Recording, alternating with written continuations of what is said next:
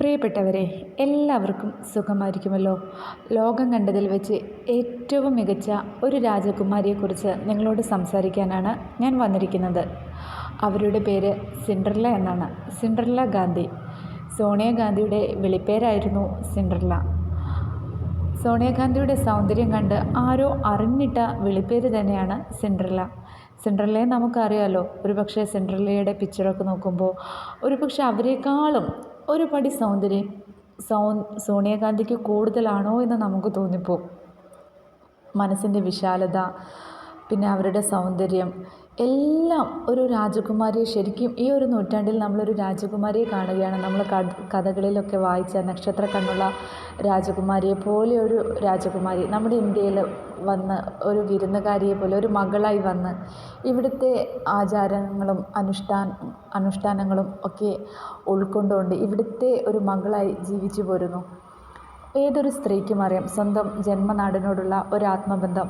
ഞാൻ എപ്പോഴും ചിന്തിക്കാറുണ്ട്, സോണിയാഗാന്ധി അവരുടെ നാടിനെക്കുറിച്ച് ഓർക്കുന്നുണ്ടാവില്ലേ? അവർ പഠിച്ച സ്കൂള്, അവരുടെ കൂട്ടുകാരികൾ, അവിടുത്തെ ആചാരങ്ങൾ, അവിടുത്തെ ആഘോഷങ്ങൾ, ഭക്ഷണങ്ങൾ, പഠിപ്പിച്ച അധ്യാപകർ, ആ നാട്, ആ നാട്ടിലെ കാറ്റ്, അവിടുത്തെ വാസന എല്ലാം അവർക്ക് മിസ് ചെയ്യുന്നുണ്ടാവില്ലേ? ചിലപ്പോൾ അവർ ആ ഒരു നാട്ടിലെ ആ ഒരു രസകരമായിട്ടുള്ള നിമിഷങ്ങളും ആ ഒരു കുട്ടിക്കാലമൊക്കെ ഓർത്ത് കരയുന്നുണ്ടാവില്ലേ? നമ്മൾ മനസ്സിനക്കരയിലെ മൂവിയിൽ ഉണ്ടല്ലോ നമ്മുടെ അതിലെ ഷീലാമ്മ, അവരുടെ ഒരു പഴയ അവർ പഠിച്ചിരുന്ന ഒരു നാട്ടിലേക്കും വളർന്ന ഒരു നാട്ടിലേക്കും പഠിച്ച സ്കൂളിലേക്കൊക്കെ അവരെ ജയറാം കൂട്ടിക്കൊണ്ടു പോകുന്നത്. അതുപോലെ സോണിയാഗാന്ധിക്കും അവർ പഠിച്ച സ്കൂളും അവരുടെ നാടൊക്കെ മിസ് ചെയ്യുന്നുണ്ടാവില്ലെന്ന് ഞാൻ ചിന്തിക്കാറുണ്ട്. ഒരു സ്ത്രീക്ക് മാത്രമേ ഇങ്ങനെയൊക്കെ ചിന്തിക്കാൻ സാധിക്കൂ. കാരണം ഒരു പുരുഷനും ആ ഒരു വികാരങ്ങളെ പറഞ്ഞാൽ മനസ്സിലാവില്ല, ഉൾക്കൊള്ളാനും സാധിക്കില്ല. മറ്റൊരു വീട്ടിൽ വന്ന് സ്വന്തം നാടും വീടും സ്കൂളും കൂട്ടുകാരികളൊക്കെ വിട്ട് മറ്റൊരു നാട്ടിൽ വന്ന് അവിടുത്തെ ആളായി ജീവിക്കുമ്പോൾ ഏതൊരു സ്ത്രീക്കും ജീവിതത്തിൻ്റെ ഏതെങ്കിലും ഒരു നിമിഷം സ്വന്തം നാടിനെയും മാതാപിതാക്കളെയും അവിടുത്തെ ഭക്ഷണത്തെയും ആചാരങ്ങളെയും ആഘോഷങ്ങളൊക്കെ മിസ് ചെയ്യും.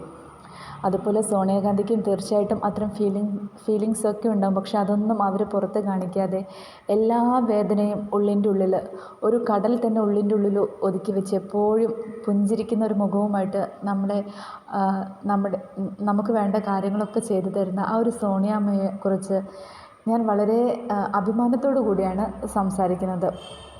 1946 ഡിസംബർ 9 ഇറ്റാലിയയിലെ ഓർബസാനോയിലാണ് സോണിയാഗാന്ധി ജനിക്കുന്നത്. പൗല മൈനോയുടെയും സ്റ്റെഫാനയുടെയും രണ്ടാമത്തെ മകളായിട്ടാണ് സോണിയാഗാന്ധി ജനിക്കുന്നത്. സോണിയാഗാന്ധിയുടെ സഹോദരിമാരാണ് അനുഷ്കയും നാദിയയും.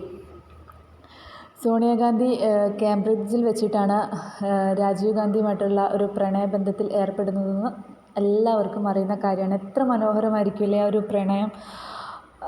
കേംബ്രിഡ്ജിൽ ഇംഗ്ലീഷ് വിദ്യാഭ്യാസത്തിന് എത്തിയ സോണിയാഗാന്ധിയെ, സുന്ദരിയായ സോണിയാഗാന്ധി, അല്ലെങ്കിൽ നമ്മുടെ സിൻഡ്രല്ലയെ രാജീവ് ഗാന്ധി വളയ്ക്കുകയായിരുന്നു എന്ന് വേണമെങ്കിൽ പറയാം.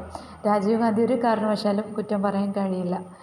ഇതിനു മുമ്പ് ഞാൻ പറഞ്ഞിട്ടുണ്ട്, ഒരു പുരുഷൻ്റെ ഏറ്റവും വലിയ ഭാഗ്യമാണ് ബാഹ്യ സൗന്ദര്യവും ആന്തരിക സൗന്ദര്യവും ഒത്തിണങ്ങിയ ഒരു സ്ത്രീയെ കല്യാണം കഴിക്കാൻ സാധിക്കുന്നത്. അത് നമ്മുടെ രാജീവ് ഗാന്ധിക്ക് ആ ഒരു ഭാഗ്യം പൂർണ്ണമായിട്ടും കിട്ടിയെന്ന് വേണം പറയാൻ. ലോകത്തെ ഏറ്റവും കൂടുതൽ സ്വാധീനമുള്ള സ്ത്രീകളിൽ ഒരാൾ കൂടിയാണ് നമ്മുടെ സോണിയാഗാന്ധി. സോണിയാഗാന്ധിയുടെ അത്രയും സൗന്ദര്യമുള്ള വേറൊരു ആൾ ഞാൻ ഇന്ത്യയിൽ കണ്ടിട്ടില്ല. നമ്മളിപ്പം ഒരുപാട് പൊളിറ്റിക്സ് ലീഡേഴ്സിൻ്റെയൊക്കെ ഫോട്ടോ ഒക്കെ കാണുമ്പോൾ ഞാൻ ചിന്തിക്കാറുണ്ട്, സോണിയാഗാന്ധിയുടെ അത്രയും സൗന്ദര്യമൊന്നും ഇല്ലല്ലോ എന്ന്. കാരണം ആയ കാലത്ത് സോണിയാഗാന്ധിയുടെ സൗന്ദര്യം, ആ ഒരു സൗന്ദര്യം പ്രിയങ്ക ഗാന്ധിക്ക് പോലും കിട്ടിയിട്ടില്ല എന്ന് വേണം പറയാൻ. പ്രിയങ്ക ഗാന്ധി സുന്ദരിയാണ്, അതീവ സുന്ദരിയാണ്. പക്ഷേ സോണിയാഗാന്ധിയുടെ ഒരു ചെറുപ്പത്തിലൊരു ഫോട്ടോസൊക്കെ കാണുമ്പോൾ, ഈ ഒരു 20-22 ഒക്കെ വയസ്സിലെ ഫോട്ടോസൊക്കെ കാണുമ്പോൾ അവരെന്തൊരു സുന്ദരിയാണ്. ഇങ്ങനെ നോക്കിയിരുന്ന് പോവും. ശരിക്കും ആരോ വരച്ച ഒരു രാജകുമാരിയുടെ ഒരു ചിത്രം പോലെ ശരിക്കും ഈ ഒരു നൂറ്റാണ്ടിൽ നമ്മൾ കാണുന്ന ഒരു രാജകുമാരി കൂടിയാണ് സോണിയാഗാന്ധി. നമ്മുടെ സ്വാതന്ത്ര്യാനന്തര ഇന്ത്യയിലെ ഏറ്റവും വലിയ ഡെമോക്രാറ്റിക് രാഷ്ട്രീയ പാർട്ടിയായ ഇന്ത്യക്ക് സ്വാതന്ത്ര്യം കിട്ടാൻ വേണ്ടി ഏറ്റവും കൂടുതൽ പ്രയത്നിച്ച, അല്ലെങ്കിൽ ഇന്ത്യക്ക് സ്വാതന്ത്ര്യം കിട്ടാൻ കാരണമായ ഡെമോക്രാറ്റിക് രാഷ്ട്രീയ പാർട്ടി ഇന്ത്യൻ നാഷണൽ കോൺഗ്രസ്സിൽ ഏറ്റവും കൂടുതൽ കാലം പ്രസിഡൻ്റായി പ്രവർത്തിച്ച ഒരു വ്യക്തി കൂടിയാണ് സോണിയാഗാന്ധി. രാജീവ് ഗാന്ധിയുടെ കൊലപാതക ശേഷം 1998 അവർ INCയുടെ പ്രസിഡൻ്റായി. അങ്ങനെ പിന്നെ 22 വർഷം ആ ഒരു സേവനം അവർ തുടർന്നിട്ടുണ്ട്. പിന്നെ 2017 വരെയാണ് അവർ ആ ഒരു സേവനം തുടർന്നത്. പിന്നെ 2017 അവരൊരു പദവി ഒഴിഞ്ഞു. തുടർന്ന് 2019 വീണ്ടും പ്രസിഡൻ്റായിട്ട് ചുമതലയേൽക്കുകയാണ് ഉണ്ടായത്. പിന്നെ നമ്മുടെ രാഹുൽ ഗാന്ധി അവരുടെ മുത്തശ്ശിയെ കാണാൻ വേണ്ടി ഇടയ്ക്ക് ഇറ്റലിയിലേക്കൊക്കെ ഒരു യാത്ര ചെയ്യാറുണ്ട്. ആ ഒരു യാത്ര രാഹുൽ ഗാന്ധിയെ വ്യക്തിപരമായിട്ട് ഏറ്റവും കൂടുതൽ ആളുകൾ വിമർശിക്കുകയും കൂടെ ചെയ്തൊരു യാത്ര ആയി മാറുന്ന ചില ഘട്ടങ്ങളൊക്കെ ഉണ്ടായിട്ടുണ്ട്. രാഹുൽ ഗാന്ധി ഒരു രാഷ്ട്രീയക്കാരനാണ്. കോൺഗ്രസിൻ്റെ ഒരു മുഖമാണ് രാഹുൽ ഗാന്ധി എന്നൊക്കെ നമുക്ക് വേണമെങ്കിൽ പറയാം. വേണമെങ്കിലല്ല, സത്യവും അത് തന്നെയാണ്. ഇന്ത്യയുടെ ഒരു ഇപ്പം അങ്ങ് ജമ്മു കാശ്മീർ മുതൽ കന്യാകുമാരി വരെ രാഹുൽ ഗാന്ധിയെ പോലെ അറിയപ്പെടുന്ന ഒരു പൊളിറ്റിക് ലീഡറും വേറെയില്ല. അപ്പം അങ്ങനെ ഒരാൾ ഏറ്റവും കൂടുതൽ വിമർശനങ്ങൾക്ക് വഴി തെളിയിച്ച യാത്രകൾ കൂടിയായിരുന്നു ഇടയ്ക്കിടയ്ക്കുള്ള ഇറ്റാലിയൻ യാത്രകൾ. 2017 അതായത് രാഹുൽ ഗാന്ധിയുടെ 47ാം ജന്മദിനം മുത്തശ്ശിക്കൊപ്പം ആഘോഷിക്കാനായിട്ട് രാഹുൽ ഗാന്ധി ഇറ്റലിയിലേക്ക് പോകുമ്പോൾ അന്നിവിടെ കർഷക സമരം കത്തിജ്വലിച്ച് നിൽക്കുന്ന ഒരു സമയമായിരുന്നു. ഈ സമയത്ത് രാഹുൽ ഗാന്ധി രാജ്യം വിട്ടത് ഭയങ്കര വിവാദങ്ങൾക്ക് കാരണമായിട്ടുണ്ട്. പിന്നെ അതേപോലെ 2020 ഡിസംബറിൽ നമ്മുടെ INCയുടെ 136ാം സ്ഥാപക ദിനവുമായി ബന്ധപ്പെട്ട് ആഘോഷങ്ങൾക്കുള്ള ഒരുക്കങ്ങൾ നടക്കുമ്പോൾ ആ സമയത്ത് ഏറ്റവും കർഷക പ്രക്ഷോഭം ഏറ്റവും കത്തിജ്വലിച്ച് നിൽക്കുന്ന ഒരു സമയം കൂടിയാണ്. അതുകൂടാതെ തമിഴ്നാട്ടിലെയും കേരളത്തിലെയും പുതുച്ചേരിയിലെയൊക്കെ നിയമസഭാ ഇലക്ഷന് അതിൻ്റെയൊക്കെ ഒരു തിരക്കുകൾ കൂടി നടക്കുന്ന ഒരു സമയത്ത് ഇതെല്ലാം ഒഴിവാക്കി രാഹുൽ ഗാന്ധി വീണ്ടും ഇറ്റലിയിലേക്ക് മുത്തശ്ശിയെ കാണാൻ പോയത് വീണ്ടും വിവാദങ്ങൾക്ക് കാരണമായി. ഉത്തരവാദിത്തം ഇല്ലാത്ത ആളാണ്, ഇന്ത്യയെക്കുറിച്ച് ആശങ്കയില്ല, പാർട്ടിയെക്കുറിച്ച് ആശങ്കയില്ല, അയാൾക്കിങ്ങനെ പറന്ന് നടന്നാൽ മതി എന്നൊക്കെ പറഞ്ഞ് ഒരുപാട് വിവാദങ്ങൾക്ക് കാരണമായിട്ടുള്ള ഒരു യാത്ര കൂടിയായിരുന്നു എന്താ പറയുക സോണിയാഗാന്ധിയുടെ മാതാവിനെ, അതായത് രാഹുൽ ഗാന്ധിയുടെ മുത്തശ്ശിയെ കാണാൻ രാഹുൽ ഗാന്ധി ഇടയ്ക്ക് നടത്തുന്ന ഇറ്റാലിയൻ യാത്രകൾ. പിന്നെ നമ്മുടെ സോണിയാഗാന്ധിയും രാജീവ് ഗാന്ധിയുമായിട്ടുള്ള വിവാഹത്തിന് സോണിയാഗാന്ധിയുടെ പിതാവിന് അത്ര വലിയ താല്പര്യമൊന്നും ഉണ്ടായിരുന്നില്ല. പ്രധാനമന്ത്രിയുടെ മകനാണെന്ന് വിചാരിച്ച് രാജീവ് ഗാന്ധിയുമായിട്ടുള്ളൊരു കല്യാണം നടത്താൻ സോണിയാഗാന്ധിയുടെ പിതാവ് ഒട്ടും സമ്മതിച്ചിരുന്നില്ല. അത് അവർക്കിടയിലൊരു കുടുംബ വഴക്കിന് പോലും കാരണമായി. ഈ ഒരു സമയം സോണിയാഗാന്ധി ഏറ്റവും കൂടുതൽ ആത്മബന്ധം പുലർത്തിയിരുന്നത് അവരുടെ അമ്മ പൗല മൈനോയുമായിട്ടായിരുന്നു. അച്ഛനുമായിട്ടുള്ളൊരു വഴക്ക് അമ്മയുമായിട്ടുള്ളൊരു ആത്മബന്ധം വർദ്ധിക്കാനും കൂടെ കാരണമായി. ഈ സോണിയാഗാന്ധിയുടെ പിതാവ് രാജീവ് ഗാന്ധിയുമായിട്ടുള്ള വിവാഹത്തിന് ഏറ്റവും കൂടുതൽ എതിര് നിൽക്കാൻ കാരണം അവർ പിന്നെ എന്താ പറയുക ഈ പരമ്പരാഗത കത്തോലിക്ക രീതിയിലായിരുന്നു മക്കളെ വളർത്തിയിരുന്നത്. അവരും അങ്ങനെയായിരുന്നു വളർന്നിരുന്നത്. അപ്പം പിന്നെ വിശ്വാസത്തിൻ്റെ കാര്യമല്ല, ആരെയും കുറ്റം പറയാൻ പറ്റില്ല. പക്ഷേ അവസാനം മകളുടെ വാശിക്ക് പിതാവ് വഴങ്ങുകയായിരുന്നു. പിന്നെ അമ്മയുടെ മരണം സോണിയാഗാന്ധി ഏറ്റവും കൂടുതൽ തളർത്തിയിട്ടുണ്ട്. നമ്മുടെ 2022 ഓഗസ്റ്റ് 27-ാം തീയതിയാണ് സോണിയാഗാന്ധിയുടെ അമ്മ മരിക്കുന്നത്. അത് ഇറ്റലിയുമായിട്ടുള്ള ഒരു കണക്ഷൻ അവസാനിക്കാനും കൂടെ ആ ഒരു മരണം കാരണമായിട്ടുണ്ടെന്ന് ചില മാധ്യമങ്ങളൊക്കെ റിപ്പോർട്ട് ചെയ്തിട്ടുണ്ട്. ആകെ ഉണ്ടായിരുന്ന ഒരു അവസാന കണ്ണി എന്ന് പറയുന്നത് സോണിയാഗാന്ധിയുടെ അമ്മയായിരുന്നു.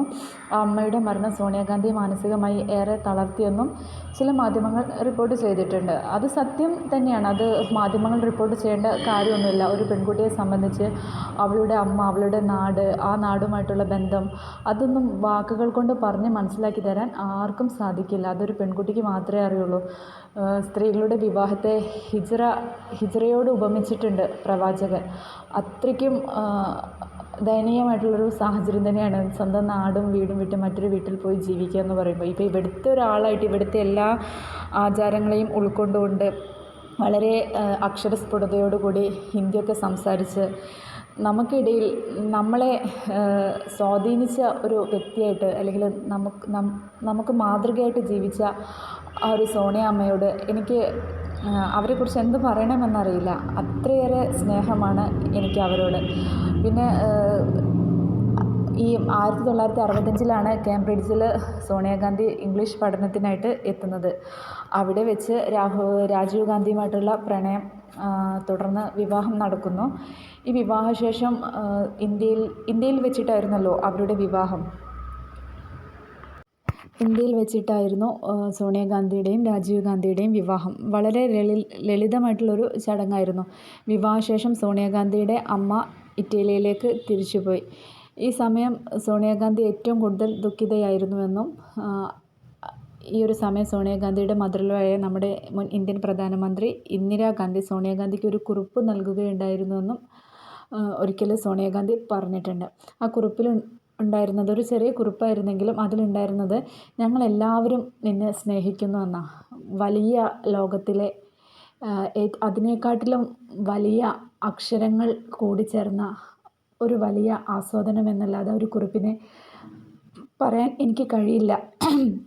അത്രയേറെ ഒരു മരുമകളോട് ഏറ്റവും കൂടുതൽ നീതി പുലർത്തിയിരുന്ന ഒരു മദർ-ഇൻ-ലോ കൂടിയായിരുന്നു ഇന്ദിരാഗാന്ധി. സ്വന്തം മരുമകളുടെ വികാരങ്ങളെയും വ്യക്തിത്വത്തെയും എല്ലാം മാനിച്ചുകൊണ്ടുള്ളൊരു കുറിപ്പായിരുന്നു.